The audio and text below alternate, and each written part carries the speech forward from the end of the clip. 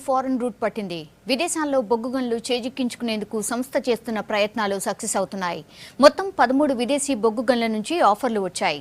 వీటిలో లాభసాటిగా ఉండే 5-6 గనులను సెలెక్ట్ చేసుకోవాలని భావిస్తోంది సింగరేణి.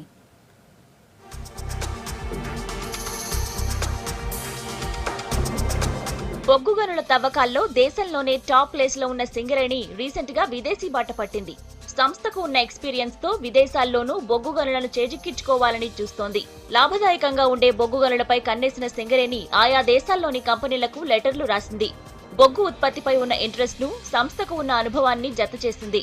దీంతో ఆస్ట్రేలియా, ఇండోనేషియా, దక్షిణాఫ్రికా, మొజాంబిక్ తదితర దేశాల్లోని 13 కంపెనీల నుంచి ఆఫర్లు వచ్చాయి. ఇప్పుడు ఆ ఆఫర్లపై స్టడీ చేస్తోంది సింగరేణి ఎక్స్పర్ట్స్ కమిటీ.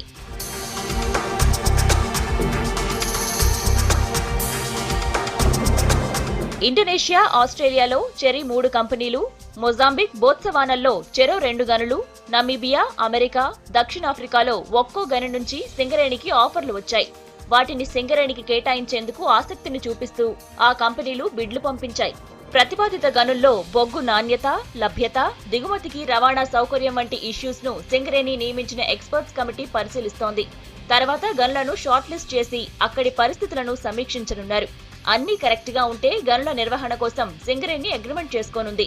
కనీసం 51% యాజమాన్య హక్కులను సింగరేణి దక్కించుకుంటుంది.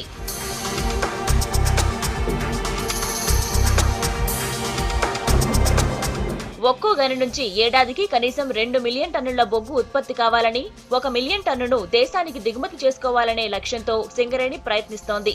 వచ్చే ఏడాదిలోగా 13 గనుల్లో 5-6 గనులను చేజిక్కించుకోవాలని ప్లాన్ చేస్తోంది. మనకు దూరంగా ఉండే అమెరికా, బోత్సవానా గనుల కంటే రవాణా ఖర్చుల దృష్ట్యా కొంచెం దగ్గరగా ఉండే ఇండోనేషియా, దక్షిణాఫ్రికా, మొజాంబిక్ గనులే బెటర్ అని భావిస్తోంది సింగరేణి.